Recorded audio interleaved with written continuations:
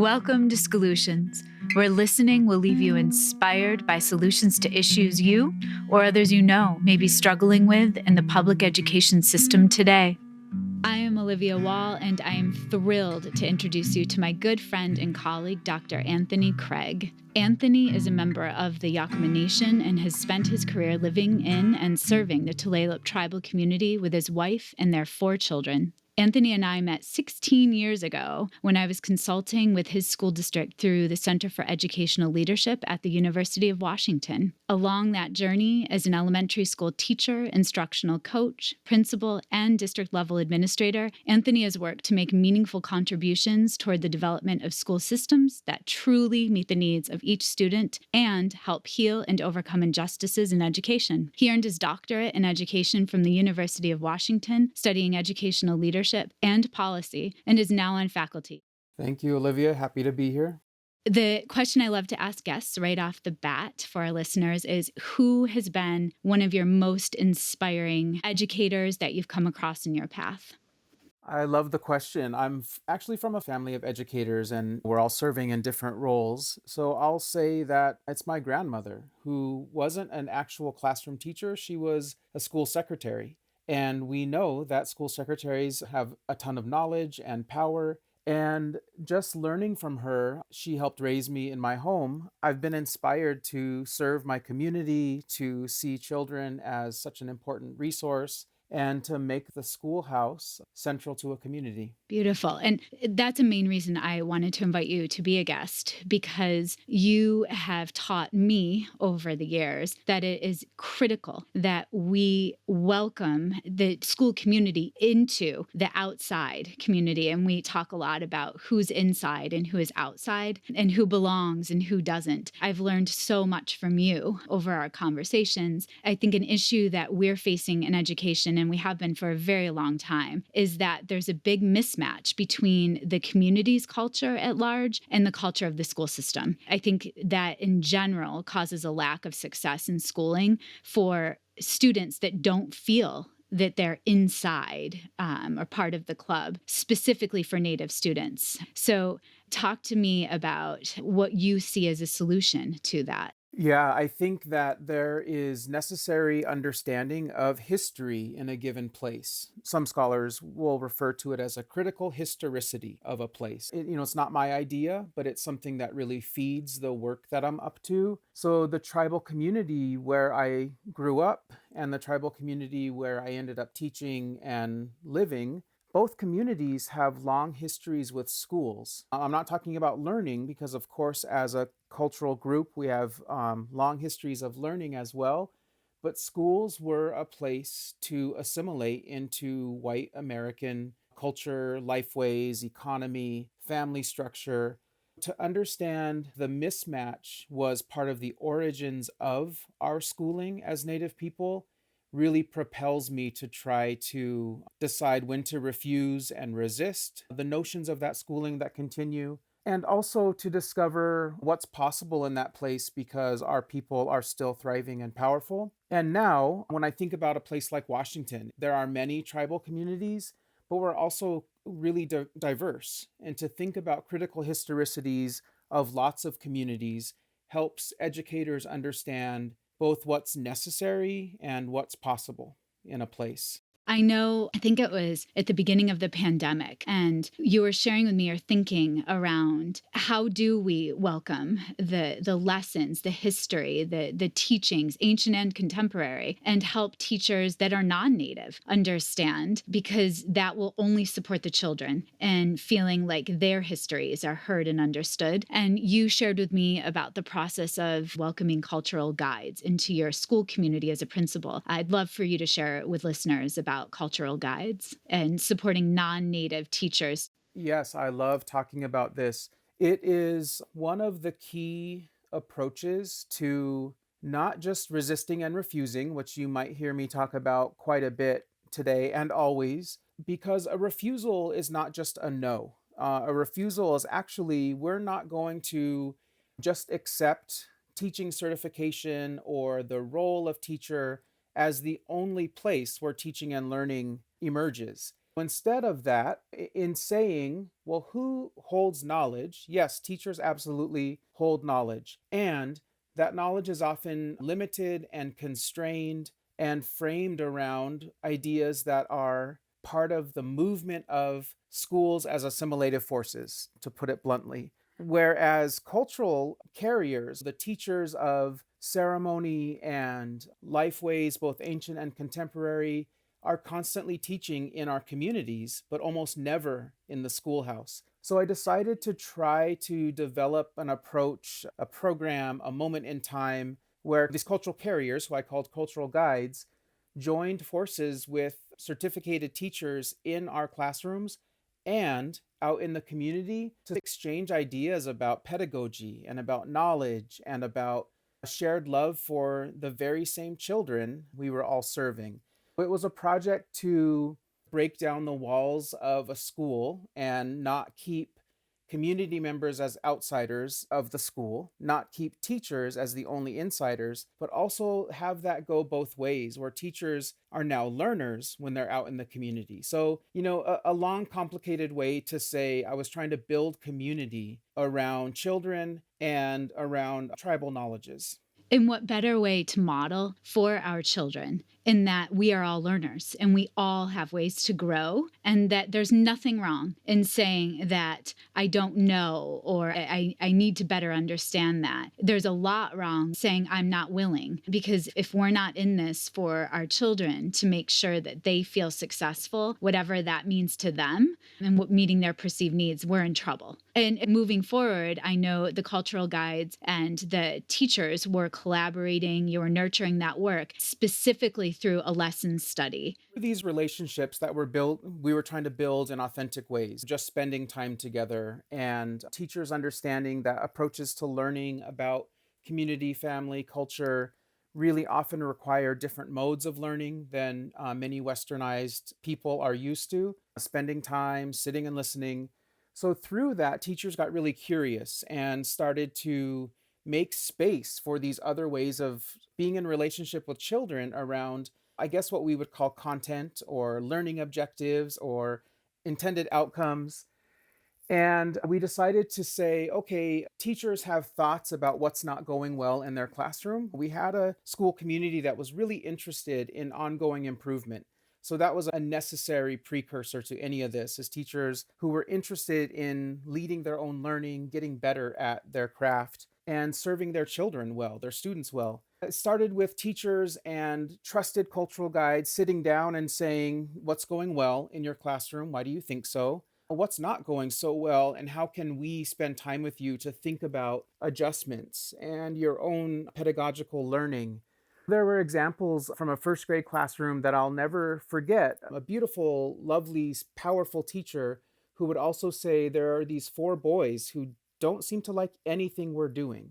That is a pretty common thing that we recognize in schools, that often there are groups of kids, especially boys, who get really Disengaged, can we say? either disengaged and molded into better ways of being a student by these Western standards, Yes. or they find ways to get out of the learning completely. So act up or don't show up or find ways to disengage.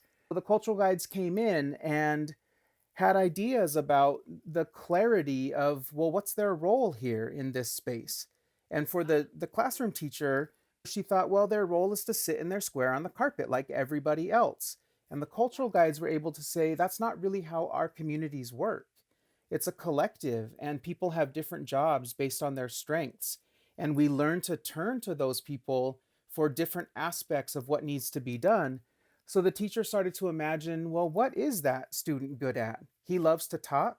We're going to do a lot of talking about the book. I don't have to be the facilitator as the teacher. What happens if he helps me facilitate? Now he had a job. He became engaged in everything that he was doing, and it was genuine and authentic to what the teacher was trying to accomplish in that space. You're walking in my mind. I was actually going to ask for an example. The other conversation we've had in the past is around when someone's struggling, and I see it too often in schools, that child is removed from the classroom. I know that is absolutely the opposite of what happens in tribal communities. I think for me, it was needing to do my own reflecting as a Native person. I was a kindergarten teacher, and I thought that the default of removing kids from the learning space was the right default.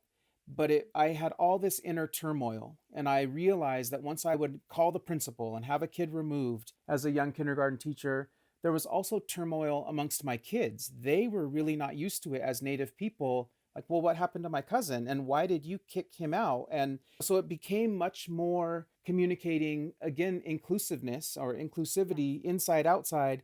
So once the kid is out, yeah, I can keep teaching and I can accomplish my lesson plan, but is there learning happening? We talked to our cultural guides, several of them, who would say, yeah, removing people from the community really isn't an option when you think about it. And we are conditioned as tribal people, and I think it's beyond our community to care for one another, to be empathetic, to worry and make sure everyone is successful. So instead of kicking people out, this first grade teacher and the cultural guides work to develop how do we keep people in and how do we literally circle around a kid, not maybe in the moment of the highest stress or disruption to the class, but at some point to move around each other in a way that reminded us everyone's important. The cultural guides would give stories like if we're in this setting and we're traveling on a canoe across these waterways, you can't kick someone out of the canoe. Instead, you necessarily have approaches to bring people back in. It's not perfect, but it's much better than the automatic kick out that we're so used to in schools. And that vision of circling up around someone that's struggling, yet also giving them space to be ready to be embraced in that circle up. I think it's a really fine balance. And certain children are better at monitoring and letting folks know where they are in that. Olivia, I do have to say before we move from this example, it is so nuanced and Yes. complex. So it's not like you can take this as a strategy and enact it right away. There is necessary buildup to understand that space that you're talking about, time for a kid to relax. And in these Western school settings that probably all of our listeners are conditioned by, it's time on task, it's completion of an assignment. It's not about well-being of the kid across a No. day, across a week, across a school year. There is necessary trading in of approaches that we've been taught and conditioned by and experienced ourselves to say you don't need to be in that kid's face constantly to resolve something in this moment. And maybe it's actually another kid or another adult from across the school that will come resolve with that kid over time. So what I'm saying is it's not like a one-to-one replacement of strategies for behavior or class community, but instead pushing pause on what we've taught to be the way and saying what other ways are possible. So that's what the cultural guides were helping us explore. And I know you shared with me too that it was critical for the educators in the building to leave and to experience an event within the tribal community. Yet there was a lot of planning that went into it to make it a smooth transition. Could you share for listeners about that experience? Yeah, people may be familiar with Lewis Mall's funds of knowledge idea, and that largely came out of Lewis Mall and some students in an anthropological sense visiting homes and really looking for the power, the strength, the knowledges that were there. And being that we're really a collective people, I started to think, well, you wouldn't visit each kid's home. You'd probably go to the matriarch of the family and visit grandma's house. And then I started to think, well, actually, this particular community is from a tradition of longhouses, which are multi generational, extended family homes. And there is a longhouse here at Tulalip where people gather for key moments. And we decided that is the home, that is the house, the place where all the learning really is generated here in this community. What would it look like for us as educators to go spend time in that longhouse? Summer ceremonies are often open to visitors and guests in these territories. We decided, okay, come mid June, we're going to attend that ceremony.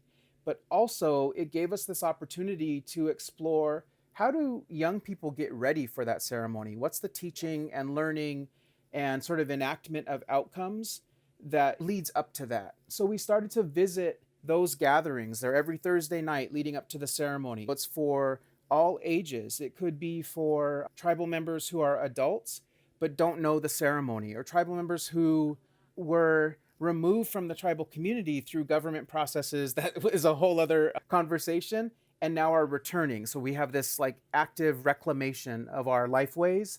So to see that intergenerational learning, I asked educators, will you please just pay attention to the same kids that we serve? Maybe even find one that we've put a label on: struggling, disruptive, non-compliant. We have all these ways of labeling kids that really forecloses on their futures, whether we admit it or not.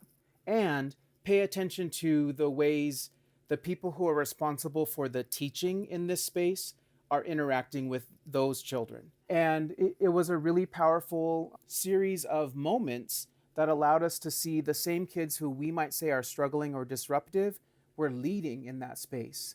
They were responding to the teachers. Teachers in that space, and I'm talking elders, all had a different approach. Some were very stern, and you had to listen to them in the first direction. And some were just very quiet and would use proximity or call in other people. So it was this way of imagining other approaches that we would call pedagogies, but it was really eye-opening to realize the things we had been convinced were the finite set of approaches for teaching and learning were actually just the tip of the iceberg, and probably not the right ones for this community. I think we can learn so much from connecting tribal histories and practices with the education system today, and it would benefit all children, all teachers. I know you did copious amounts of doctoral research. To wrap our interview, what research do you think would be the most important to leave our listeners with?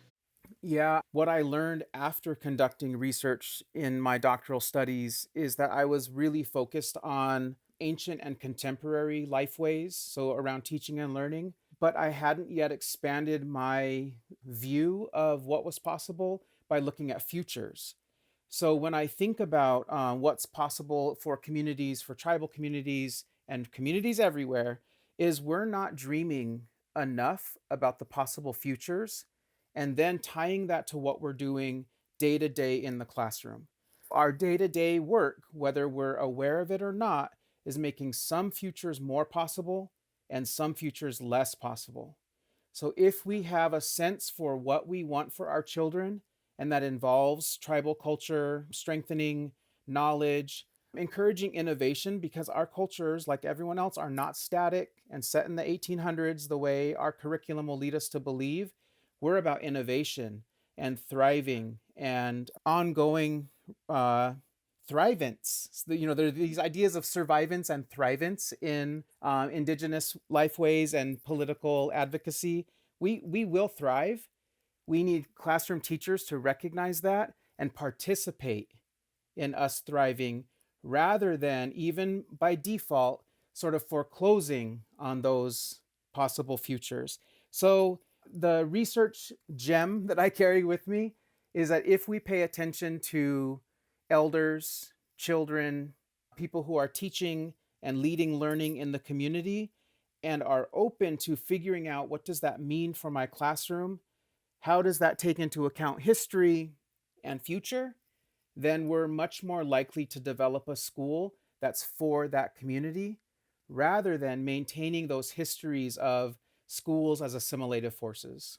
Anthony, I can't thank you enough for being a guest and sharing your brilliance with the world. I feel grateful to have you in my collective circle of folks that are always teaching me best practices, and I'm grateful for you. I feel inspired, and I'm sure the listeners will as well. Thank you so much.